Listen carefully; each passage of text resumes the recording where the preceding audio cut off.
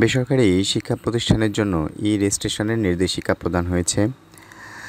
বিষয়টি এখানে বিস্তারিত দেওয়া আছে। বেসরকারি শিক্ষক নিবন্ধন ও প্রত্যয়ন কর্তৃপক্ষ বেসরকারি শিক্ষা প্রতিষ্ঠানসমূহের প্রবেশ পর্যায়ের শিক্ষকদের শূন্যপদে নিবন্ধিত প্রার্থীদের পছন্দক্রম ও মেধার ভিত্তিতে নির্দিষ্ট প্রতিষ্ঠানের বিপরীতে নিয়োগ সুপারিশ প্রদান করে থাকে। শূন্যপদ পূরণের লক্ষ্যে সংশ্লিষ্ট বেসরকারি শিক্ষা প্রতিষ্ঠান কর্তৃক এনটিআরসি এর অনলাইন প্ল্যাটফর্ম চাহিদা ই-রিকুইজিশন প্রদান বাধ্যতামূলক। এনটিআরসি অফলাইন বা হার্ড কপিতে কিংবা ইমেইলের মাধ্যমে শূন্যপদের কোনো চাহিদা গ্রহণ করে না। শুধুমাত্র এনটিআরসি এর নির্ধারিত অনলাইন প্ল্যাটফর্মে ই-রিকুইজিশনের মাধ্যমে প্রতিষ্ঠানের শূন্যপদের চাহিদা গ্রহণ করা হয়। তাছাড়া ই-রিকুইজিশন এবং শিক্ষক নিয়োগের কার্যক্রমের পূর্ব শর্ত হিসেবে প্রত্যেক প্রতিষ্ঠানকে এনটিআরসি এর তালিকাভুক্তির জন্য ই-রেজিস্ট্রেশন বাধ্যতামূলক। ই-রেজিস্ট্রেশন ব্যতীত কোনো প্রতিষ্ঠানই ই-রিকুইজিশন প্রদান করতে পারবে না এবং ওই প্রতিষ্ঠানটি এনটিআরসি কর্তৃক শিক্ষক নিয়োগ সুপারিশের জন্য বিবেচিত হবেন না। নিয়োগ সুপারিশ বিজ্ঞপ্তি জারির পূর্বেই নির্ধারিত তারিখের মধ্যে সংশ্লিষ্ট সকল শিক্ষা প্রতিষ্ঠানকে ই-রেজিস্ট্রেশন করতে হবে অথবা ই-রেজিস্ট্রেশন হালনাগাদ করতে হবে।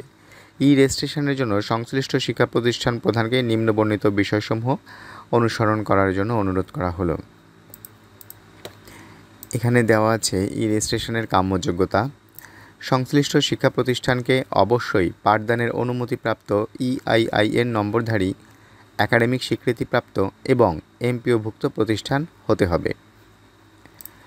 নতুন ই-রেজিস্ট্রেশনের জন্য যেটা প্রয়োজন সেটা এখানে দেওয়া আছে। যে সকল প্রতিষ্ঠান সম্পূর্ণ নতুন ও প্রথমবার ই-রেজিস্ট্রেশন করতে ইচ্ছুক সে সকল প্রতিষ্ঠান প্রধানকে সংশ্লিষ্ট উপজেলা মাধ্যমিক শিক্ষা কর্মকর্তার সঙ্গে যোগাযোগ করে ই-রেজিস্ট্রেশন করতে হবে।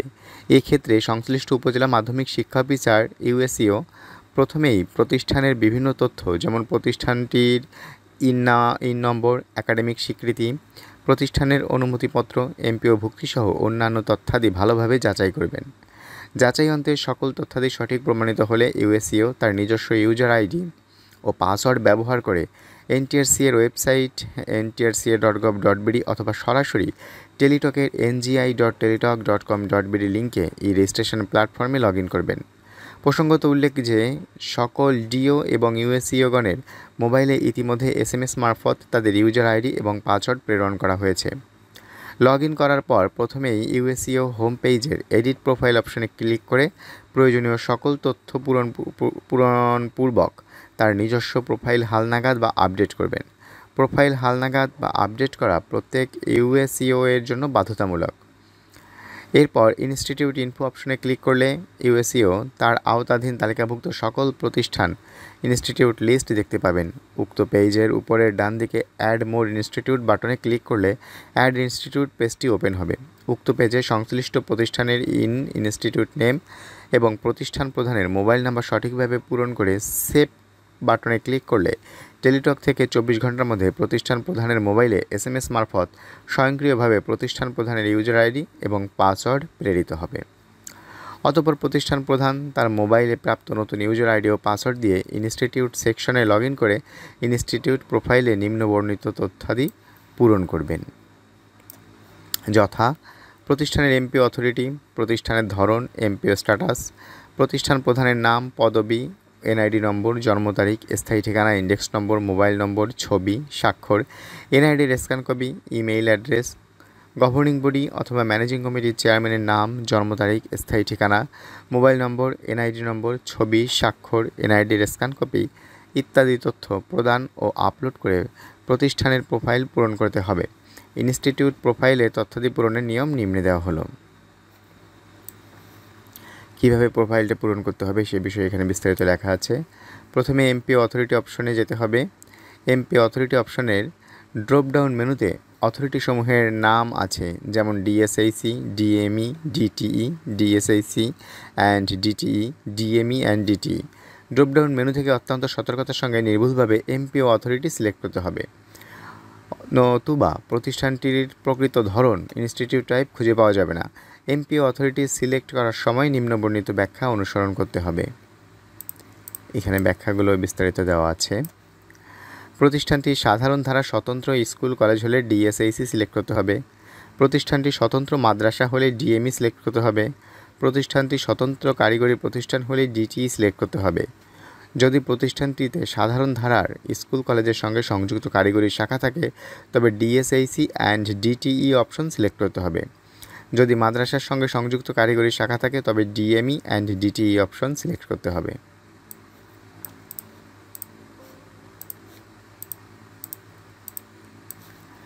তার পরবর্তীতে আছে ড্রপডাউন মেনু থেকে এমপিও অথরিটি সিলেক্ট করলে সংশ্লিষ্ট এমপিও অথরিটির অধীনে ইনস্টিটিউট টাইপ এর তালিকা দেখা যাবে। উক্ত তালিকা থেকে পাশের বক্সে টিক চিহ্ন দিয়ে অত্যন্ত নির্ভুলভাবে ইনস্টিটিউট টাইপ সিলেক্ট করতে হবে।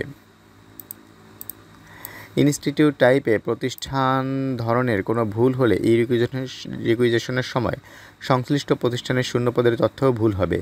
ইনস্টিটিউট টাইপ বা প্রতিষ্ঠানের ধরন সিলেক্টের কয়েকটি উদাহরণ নিচে দেওয়া হলো। এখানে উদাহরণগুলো দেওয়া আছে। নিম্ন মাধ্যমিক বিদ্যালয় 6ষ্ঠ থেকে 8ম শ্রেণীর ক্ষেত্রে জুনিয়র সেকেন্ডারি স্কুল 6 থেকে 8 সিলেক্ট করতে হবে। মাধ্যমিক বিদ্যালয় 6ষ্ঠ থেকে 10ম শ্রেণীর ক্ষেত্রে secondary high school 6 to 10 select করতে হবে। উচ্চ মাধ্যমিক বিদ্যালয় 6ষ্ঠ থেকে 12 ক্লাস শ্রেণীর ক্ষেত্রে higher secondary school 6 to 12 select করতে হবে। সাধারণ স্কুল এবং কলেজ এবং মাদ্রাসার সাথে কারিগরি শাখা সংযুক্ত থাকলে প্রযোজ্য ক্ষেত্রে একাধিক ইনস্টিটিউট টাইপের বক্সে ক্লিক করে নির্বাচন করতে হবে। যেমন উচ্চ মাধ্যমিক কলেজে 11 ও 12 সংযুক্ত বিএম শাখা থাকলে higher secondary college 11-12 and attested HSC business management college institute উভয় অপশনই সিলেক্ট করতে হবে।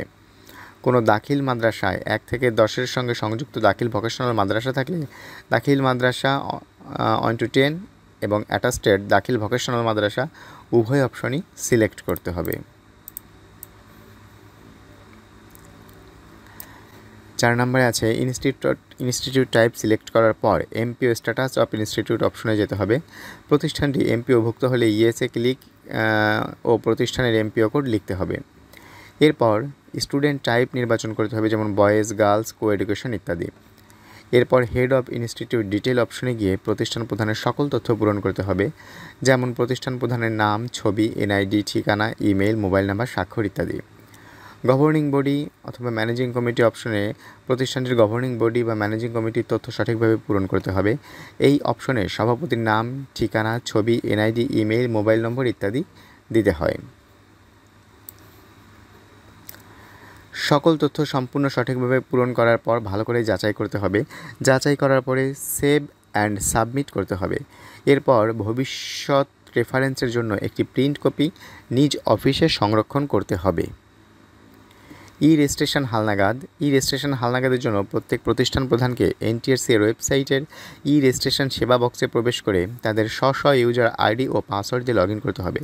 লগ ইন করার পর ওই রেজিস্ট্রেশন পেজে পরিবর্তনযোগ্য প্রয়োজনীয় তথ্য এই নির্দেশিকার অনুচ্ছেদ খ এর আওতায় 1 থেকে 8 নং কর্মীকে বর্ণিত নিয়ম অনুসরণ করে সংশোধনপূর্বক সেভ অ্যান্ড সাবমিট বাটনে ক্লিক করলে ই রেজিস্ট্রেশন হালনাগাদ হবে। কোনো প্রতিষ্ঠানের সকল তথ্য অপরিবর্তিত থাকলেও ওই প্রতিষ্ঠানকে স্ব ইউজার আইডি এবং পাসওয়ার্ড দিয়ে লগ ইন করে পূর্বের সকল তথ্য অপরিবর্তিত রেখে সেভ অ্যান্ড সাবমিট বাটনে ক্লিক করতে হবে, নতুবা প্রতিষ্ঠানটি ই রেজিস্ট্রেশন হালনাগাদ বা নবায়ন হবে না। ই রেজিস্ট্রেশন বা অডিট সংশোধন। নতুন ই রেজিস্ট্রেশন এবং ই রেজিস্ট্রেশন প্রোফাইল হালনাগাদের জন্য টেলিটকের ই রেজিস্ট্রেশন অনলাইন প্ল্যাটফর্ম একটি নির্দিষ্ট সময় পর্যন্ত খোলা থাকবে।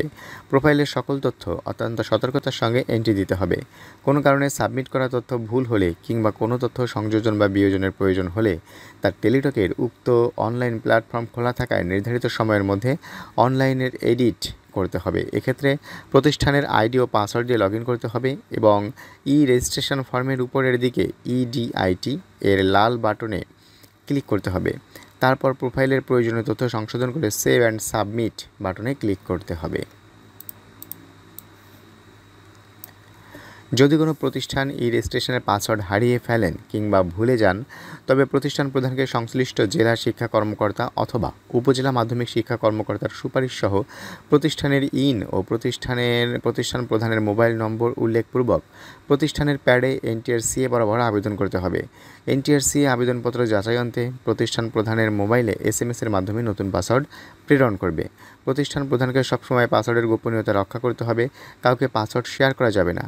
কোনো অঅনুমোদিত ব্যক্তির নিকট পাসওয়ার্ড শেয়ার করার কারণে যদি কোনো অনাকাঙ্ক্ষিত ঘটনা ঘটে তবে তার দায় প্রতিষ্ঠান প্রধানের উপর বর্তাবে। বিশেষ দ্রষ্টব্য: শিক্ষক নিয়োগ প্রদানে প্রত্যাশী প্রত্যেক বেসরকারি শিক্ষা প্রতিষ্ঠানকে ই-রেজিস্ট্রেশন সংক্রান্ত বিজ্ঞপ্তিতে উল্লেখিত তারিখের মধ্যে নতুন ই-রেজিস্ট্রেশন এবং প্রোফাইল হালনাগাদের কার্যক্রম সম্পন্ন করতে হবে। উক্ত তারিখের পর ই-রেজিস্ট্রেশন এবং প্রোফাইল হালনাগাদ করা যাবে না। ই-রেজিস্ট্রেশন ব্যতীত ই-রিকুইজিশন বা অনলাইনে চাহিদা প্রদান করা সম্ভব না। আর ই-রিকুইজিশন ছাড়া কোনো প্রতিষ্ঠান শিক্ষক নিয়োগ সুপারিশের জন্য বিবেচিত হবেন না।